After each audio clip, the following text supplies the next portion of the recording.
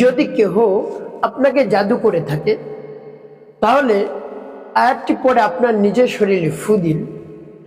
যে আপনাকে জাদু করেছে তার শরীর ক্ষত বিক্ষত হয়ে যাবে। যে পরিমাণ ক্ষতি আপনাকে করতে চেয়েছে এর চেয়েও বেশি ক্ষতি তার হবে। তার শরীর ক্ষত বিক্ষত হয়ে যাবে, আপনি দেখে তাকে চিনে ফেলতে পারবেন। যখন আপনি সেই আয়াতটি পাঠ করে আপনার শরীরে ফু দেবেন তখন তার শরীরে যারা যন্ত্রণা শুরু হয়ে যাবে। প্রিয় ভাই বোনেরা, আপনাকে আর কোনো ক্ষতি করতে পারবে না। ক্ষতি ঘুরে ডবল হয়ে তার দিকে চলে যাবে, তার শরীর ক্ষত বিক্ষত হবে, আপনার কিছু হবে না ইনশাআল্লাহ। পরিপূর্ণ বিশ্বাস এবং আস্থা নিয়ে যদি আপনি আয়াতটি পাঠ করে আপনার শরীরে ফু দিতে পারেন তাহলেই কাজ হয়ে যাবে। তো প্রিয় ভাই বোনেরা, হতে পারে আপনাকে জাদু করে ক্ষতি করতে চায়, প্রতিহিংসাবশত এই কাজগুলো করে। তো এই কাজগুলা করা মোটেও ঠিক না, অর্থাৎ কুফরি কালাম জাদুটোনা করে ক্ষতি করা, বান মারা কোনোভাবেই ঠিক না। এই জন্য জাদুটোনা কুফরি কালাম করে কাউকে কখনো ক্ষতি করবেন না, তাহলে আপনি নিজেও ক্ষতির মধ্যে পড়ে যাবেন। তার কারণ জাদুটোনা যদি করা হয় তাহলে অনেক ক্ষতি হয়। যার নাম নিয়ে জাদুটোনা কুফরি কালাম করে, এমনকি যদি ক্ষতি করে মেরেও ফেলা যায়। প্রিয় ভাই বোনেরা, দেখবেন অনেক সময় পুতুলের মধ্যে সুই ঢুকানো, আলপিন ঢুকানো, আর যার নাম নিয়ে এভাবে জাদু করে সুই ঢুকায়, তারপর আলপিন ঢুকিয়ে রাখে, তার শরীর একেবারে শেষ হয়ে যায়, নিস্তেজ হয়ে পড়ে সে। তারপরে অনেক সময় দেখবেন লেবুর মধ্যে সুই ঢুকানো থাকে, যার নাম নিয়ে এটা করে সে একেবারে মৃত্যুর শয্যায় শায়িত হয়ে যায়। প্রিয় ভাই বোন, আর বিছানা থেকে উঠতে পারে না। এই জন্য কখন আপনি এই কাজটি করবেন না। এখন বলতে পারেন হুজুর জাদুটো নাকি আছে? অবশ্যই কুফরি কালাম সব আছে, একেবারে সহজ এগুলো করা। প্রিয় ভাই বোনেরা, নবীজি সাল্লাল্লাহু আলাইহি সাল্লামকেও শত্রুরা জাদু করেছে। লাবিদ জাদু করেছে, নবীজি সাল্লাল্লাহু আলাইহি সাল্লামকেও জাদু করেছে। নবীজি সাল্লাল্লাহু আলাইহি সাল্লাম জাদুতে আক্রান্ত হয়ে পড়েছে। যখন জাদুতে আক্রান্ত হয়ে পড়লেন, আল্লাহর হাবিব সাল্লাল্লাহু আলাইহি সাল্লাম যখন সিজদায় যেতেন, মাথা উঠাতে তার কষ্ট হতো, এত প্রচন্ড মাথা ব্যথা হয়েছিল জাদুর কারণে, আরো অনেক শরীরে সমস্যা হয়েছিল। প্রিয় ভাই বোনেরা, এই জন্য জাদু করতে পারে, জাদুটোনা রয়েছে। প্রিয় ভাই বোনেরা, তো আপনাকে যদি কেউ জাদু করে আপনি বুঝে ফেলেন, তাহলে আপনি তাকে চিনেন না। তাকে যদি চিনতে চান আর তাকে সেই ক্ষতির সম্মুখীন বানাতে চান, তাহলে আপনি আয়াতটি পাঠ করে নিজের শরীরে ফু দিন। যে জাদু করেছে তার শরীর ক্ষত বিক্ষত হয়ে যাবে। তো প্রিয় ভাই বোনেরা, কোন লক্ষণ দেখে বুঝবেন আপনি জাদুতে আক্রান্ত হয়ে পড়েছেন? আপনি যদি দেখেন দিন দিন আপনার শরীর একেবারে শুকিয়ে যায়, যত ভালো মানের খাবার আপনি সেবন করেন, যত উত্তম খাবার, রুচিশীল খাবার আপনি সেবন করেন, একেবারে পেট ভরে 3 বেলা আপনি খাবার খান, তারপরে আপনার শরীর দেখা যায় আস্তে আস্তে আস্তে আস্তে আস্তে আপনি শুকিয়ে যাচ্ছেন। কোনোভাবেই আপনার শরীর হচ্ছে না।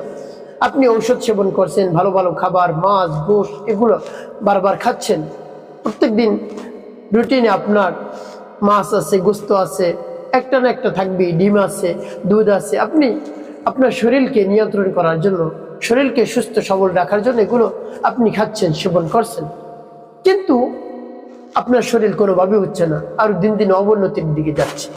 তাহলে আপনি মনে করবেন আপনাকে জাদু করা হয়েছে। আপনাকে জাদু করা হয়েছে ক্ষতি করার জন্য, আপনি সাথে সাথে এগুলো নষ্ট করে ফেলুন। তো প্রিয় ভাই বোনেরা, তারপরে আপনি যদি দেখেন আপনার কোনো খাবার খেতে মন চায় না, পেট ভরা ভরা লাগে, আপনার যদি পেট ভরা ভরা লাগে, এখন বলতে পারেন অনেক গ্যাস্ট্রিকের ঔষধ সেবন করি, কোনোটা কাজ হয় না। আপনি যদি প্রত্যেক দিন 5টি করে গ্যাস্ট্রিকের ঔষধ সেবন করেন, তাতেও কাজ হবে না। আপনার পেটের মধ্যে জাদুর সমস্যা আছে।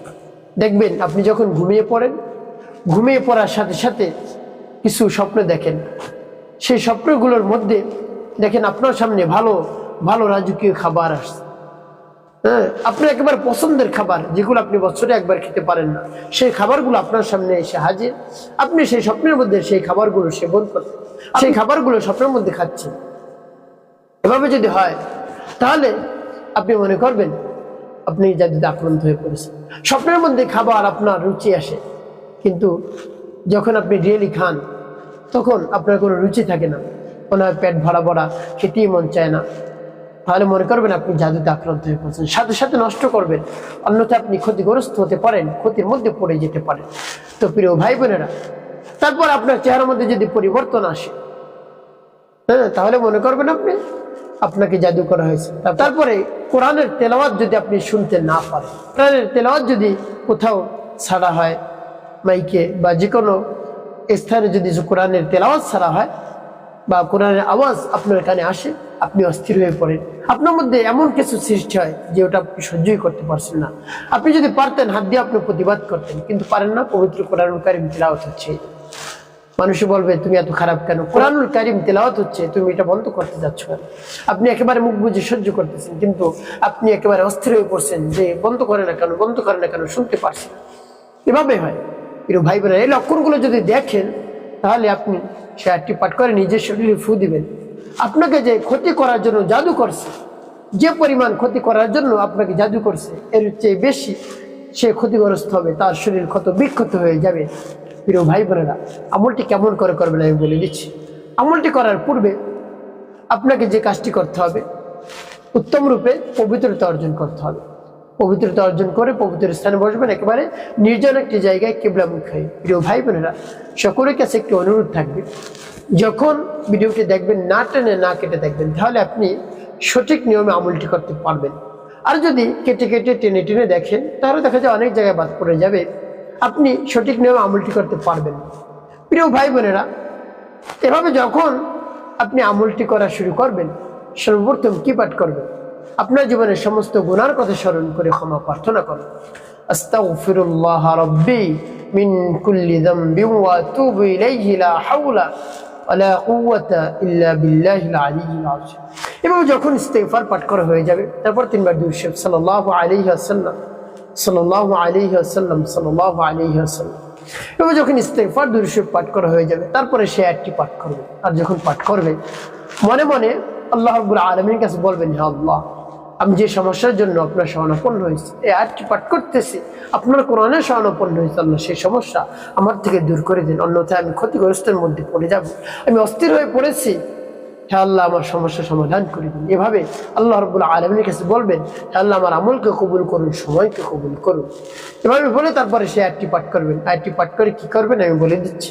যেমন বিসমিল্লাহির রহমানির রহিম।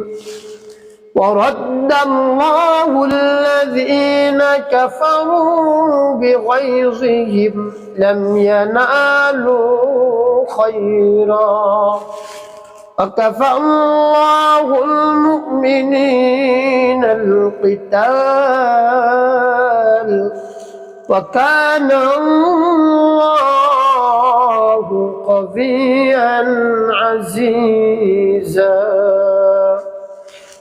ورد الله الذين كفروا بغيظهم لم ينالوا خيرا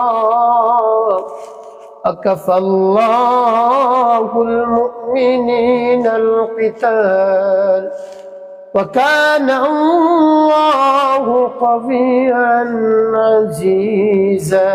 এভাবে যখন পাঠ করা হবে, তারপর আপনি নিজে শরীরটি ফু দিবেন। তারপর আপনি আবারও পাঠ করবেন, বিসমিল্লাহির রহমানির রহিম।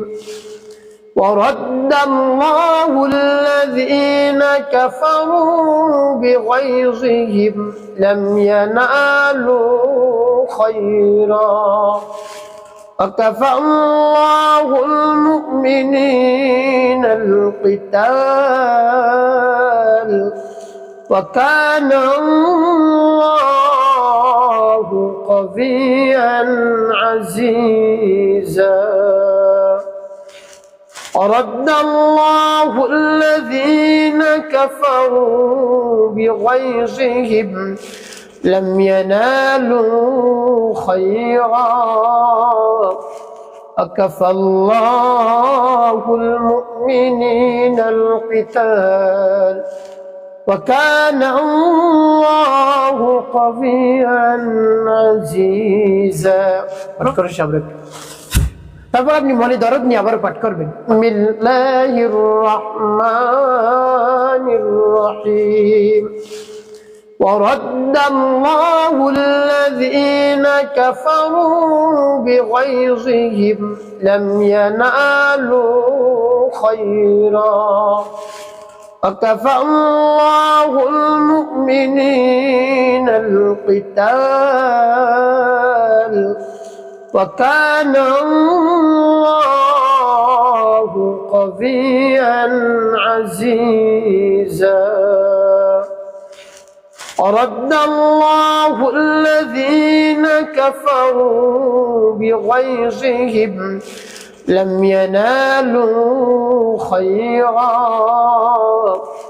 وكفى الله المؤمنين القتال وكان الله قويا عزيزا পাঠ করে সাবর একটু বুঝুন প্রিয় ভাই বোনেরা কতবার পাঠ করবেন গুনে গুনে 7 বার পাঠ করে 7টি ফু শরীরে দিবেন শেষ নবী সাল্লাল্লাহু আলাইহি ওয়াসাল্লাম মুহাব্বত নিয়ে 5 বার দুরূদ ইব্রাহিম পাঠ করবেন আল্লাহুম্মা সাল্লি আলা মুহাম্মাদ ওয়া আলা আলি মুহাম্মাদ কামা সাল্লাইতা আলা ইব্রাহিম ওয়া আলা আলি ইব্রাহিম ইন্নাকা হামিদুম মাজিদ আল্লাহুম্মা বারিক আলা মুহাম্মাদ ওয়া আলা আলি মুহাম্মাদ কামা বারাকতা على إبراهيم وعلى آل إبراهيم إنك حميد مجيد اللهم صل على محمد وعلى آل محمد كما صليت على إبراهيم وعلى آل إبراهيم إنك حميد مجيد اللهم بارك على محمد وعلى آل محمد كما باركت على إبراهيم وعلى آل إبراهيم إنك حميد مجيد اللهم صل على محمد وعلى آل محمد كما صليت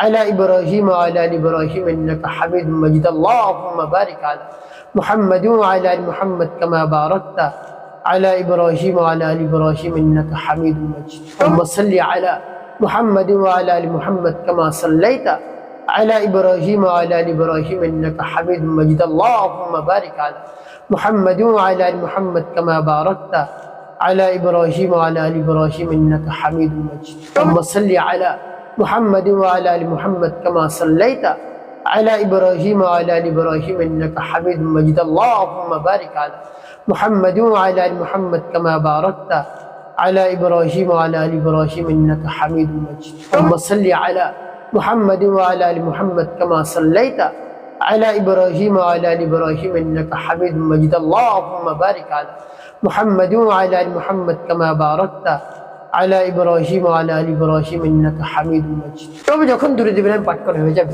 দুটি ফু দিবেন শরীরে প্রিয় ভাই বোনেরা আপনার আমলটি করা হয়ে গেল এখন কি করবেন আপনি যে স্থানে বসে আছেন কিবলামুখী হয়ে বসে থাকবেন আল্লাহ রাব্বুল আলামিনের দরবারে হাত উত্তোলন করবেন আল্লাহ আপনি হলেন আমাদের মালিক আমাদের খালিক আমাদের হায়াত দাতা জীবন দাতা রিজিক দাতা সবকিছু আপনি দিয়ে থাকেন হে আল্লাহ আপনার শক্তির বাইরে কিছু নেই আল্লাহ আপনি হলেন অত্যন্ত দয়ালু দয়াবান আমার সমস্যার সমাধান করে দিন আল্লাহ আমি যে সমস্যার মধ্যে পড়ে গেছি আপনার শরণাপন্ন হয়েছি কোরআনের শরণাপন্ন হয়েছি আমার সমস্যা দূর করে দিন আমি জাদুতে আক্রান্ত হয়ে পড়েছি আমাকে ক্ষতি করার জন্য জাদু করেছে আমার জাদু আপনি নষ্ট করে দিন যে জাদু করেছে তাকে আপনি পরিপূর্ণ হেদায়েত দান করুন কাউকে যেন আর ক্ষতি করতে না পারে আমাকে ক্ষতি করছে আর কাউকে যেন ক্ষতি না করে এভাবে আল্লাহ রাব্বুল আলামিনের কাছে পরিপূর্ণ বিশ্বাস এবং আস্থা নিয়ে বলবেন দেখবেন আপনার জাদুটোনা কেটে যাবে ইনশাআল্লাহ আর যিনি জাদু করেছে তার শরীর ক্ষত বিক্ষত হয়ে যাবে ইনশাআল্লাহ যে জাদু করেছে তার দিকেই জাদু করে যাবে যদি পরিপূর্ণ বিশ্বাস নিয়ে আপনি আমলটি করতে পারেন একটি কথা মনে রাখতে হবে 5 ওয়াক্ত নামাজ আপনাকে আদায় করতে হবে মানুষের খেদমতে কল্যাণ কাজ করবেন অবশ্যই আপনার জীবন হবে সুখময় এবং শান্তিপূর্ণ